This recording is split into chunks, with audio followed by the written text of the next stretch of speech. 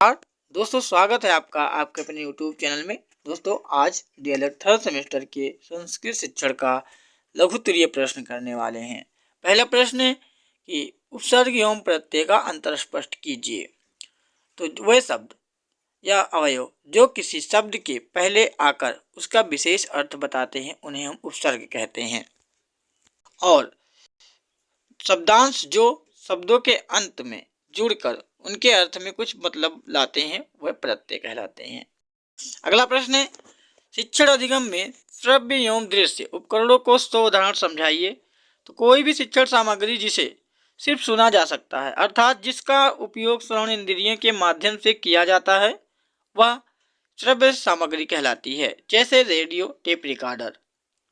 और है श्रव्य दृश्य सामग्री वह शिक्षण सामग्री होती है जिसमें दृश्य इंद्रिय तथा श्रवण इंद्रिय दोनों का ही उपयोग किया जाता है, जैसे टेलीविजन और फिल्म। अगला प्रश्न है कि निम्न का अनुवाद करें। तो वृक्ष से पत्ते गिरते हैं, तो वृक्षात पत्राणि पतंती होगा इसका। और राम घर से जाता है, राम घर से आता है, इसका मतलब है राम गृहात आगच्छति। और तीसरा है वह पैर से लंगड़ा है, तो सह पदेन खज्जा। और चौथा है कि श्री गणेश जी को नमस्कार, तो श्री गणेशाय नमः। और अगला है बालक को लड्डू अच्छा लगता है, तो बालकाय मोदकम रोचते। अगला प्रश्न है, निम्न का हिंदी में अनुवाद करें। सीता वनात् आगमिष्यति, मतलब होगा सीता वन से आएगी। दूसरा है सह नेत्राभ्याम अंधा, मतलब वह आंखों से अंधा है।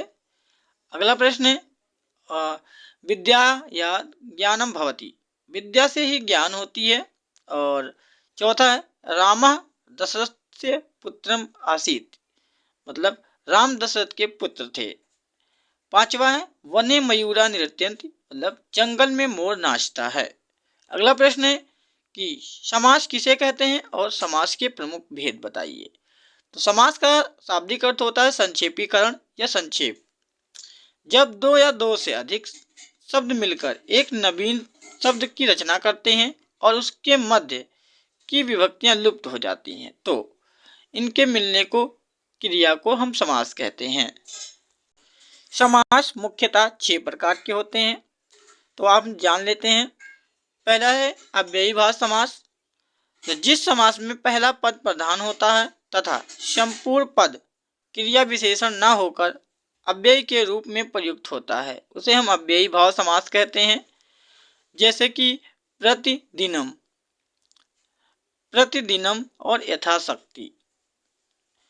और अगला है तत्पुरुष समास, जिस समास में उत्तम पद या अंतिम पद प्रधान होता है उसे हम तत्पुरुष समास कहते हैं, जैसे राजपुरुषः और राजपुत्र, पितृभक्त आदि, ये सभी हैं। अगला प्रश्न है कर्मधारय समास, जिस समास में पूर्व पद विशेषण तथा उत्तर पद अंतिम विशेष से हो उसे हम कर्मधारय कहते हैं।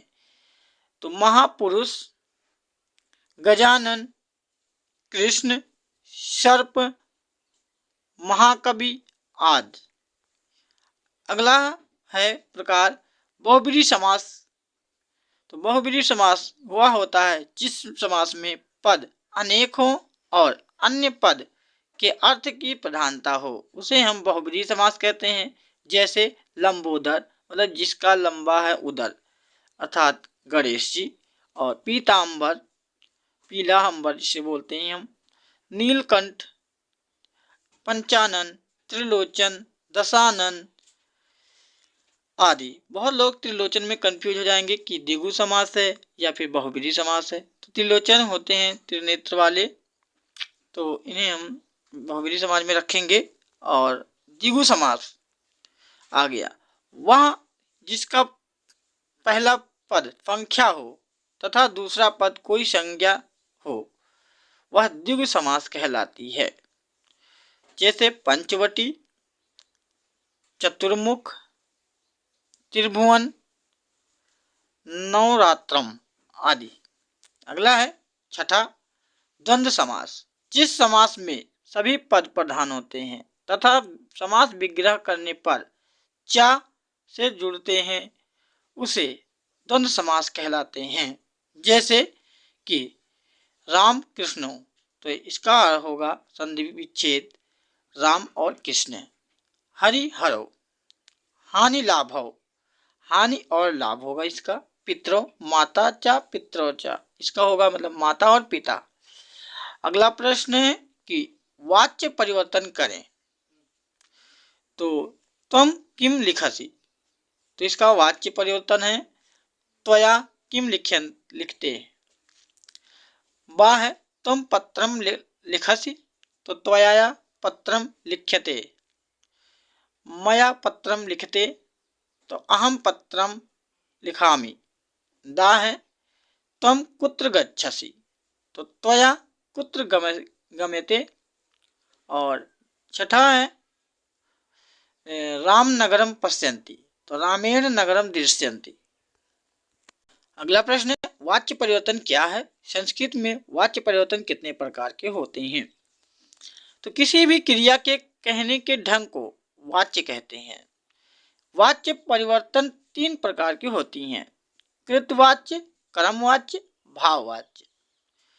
कृतवाच्य क्या है, तो कृतवाच्य जिस वाक्य में क्रिया का प्रयोग कर्ता के अनुसार होता है उसे हम कृतवाच्य कहते हैं।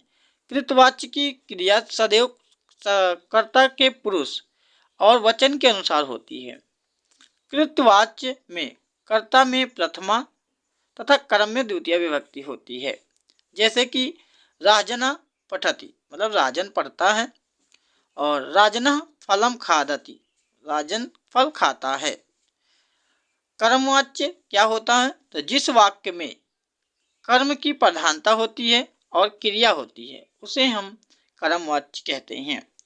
जैसे कृतवाच्य में कर्ता में तृतीया तथा कर्म में प्रथमा विभक्ति होती है।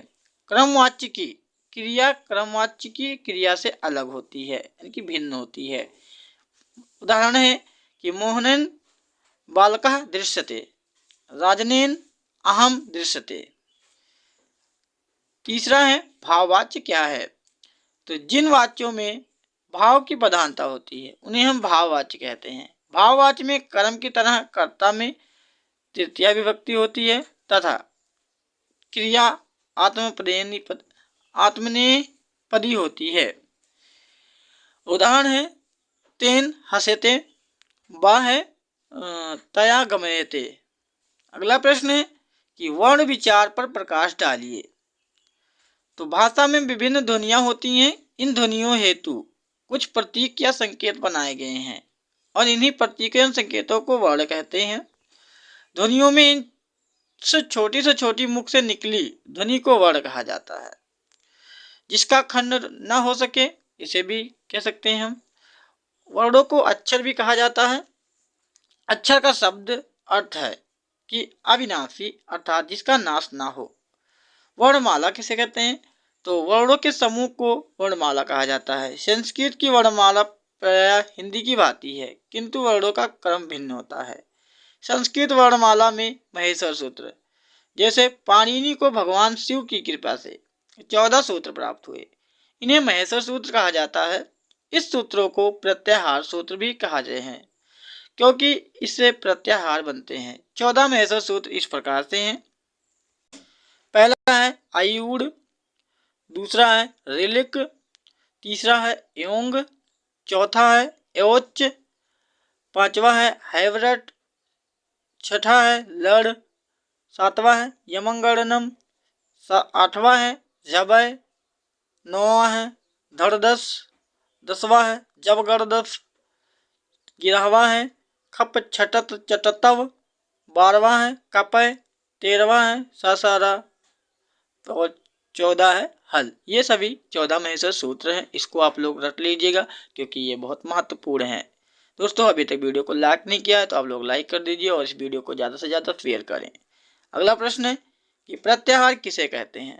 तो संस्कृत में कितने प्रत्याहार पाणिनि द्वारा बताए गए हैं, तो ये सभी बताए जाएंगे आपको।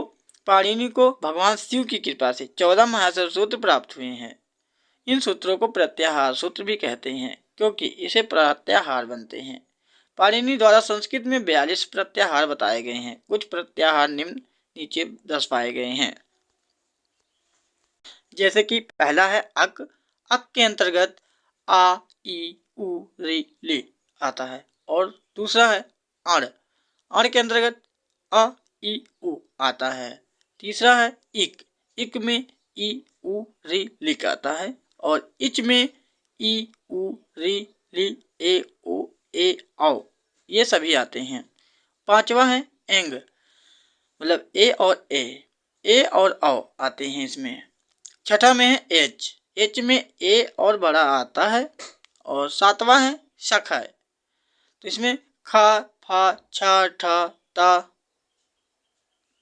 चा, टा, ता, का, पा ये सभी आते हैं। और आठवां है चर। चर प्रत्याहार में चा, ठा, ता, का, पा बड़ा सा, पेचकरवा सा, छोटा सा आता है। और 9 में है डम। डम होता है ये णा, ङा, णा, ना।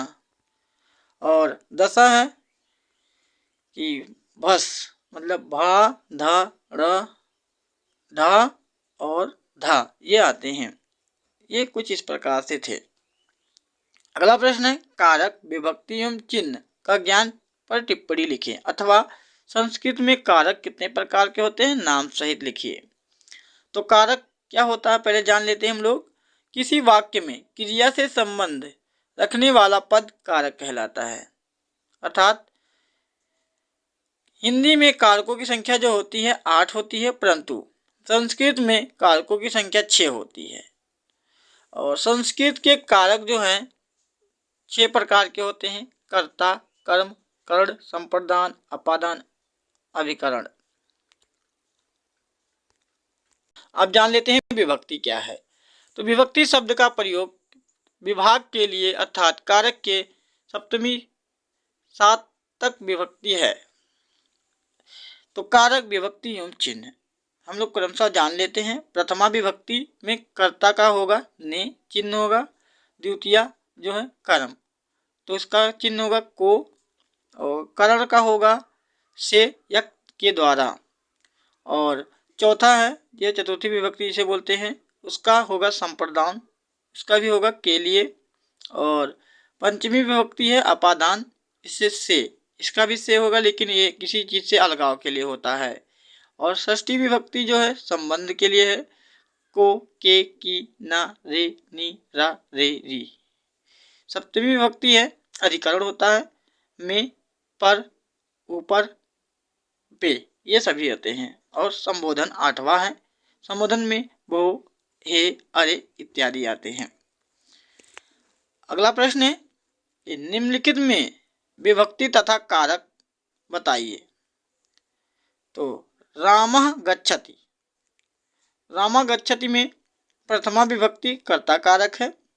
दूसरा है गुरु शिष्यम धर्म ब्रूते, इसमें होगा द्वितीय विभक्ति कर्म कारक होगा। तीसरा है हरि वैकुंठ अधिशेते, मतलब इसमें भी क्या द्वितीय विभक्ति कर्म कारक है। चौथा है राजा सिंहासनम अधिष्ठति, इसका होगा द्वितीय विभक्ति कर्म कारक। पांचवा है पदेन खज्जा, मतलब इसमें तृतीय विभक्ति है करण कारक है। और छठा है नेत्रभ्याम अंधा, तो छठा में पंचमी विभक्ति और अपादान कारक है, मतलब आंखों से अंधा है। और सातवां है श्री गणेशाय नमः, तो चतुर्थी विभक्ति संप्रदान कारक है। आठवां है वृक्षात पत्राणि पतंती, तो इसमें पंचमी विभक्ति है और अपादान कारक है, मतलब इससे पत्ते अलग हो रहे हैं पेड़ से, इसीलिए अपादान कारक है। और नौवां है खगनान धृतकारकः, इसका होगा षष्ठी विभक्ति संबंध कारक। और दशा है बालकः विद्यालय पठति, मतलब सप्तमी विभक्ति अधिकरण कारक है।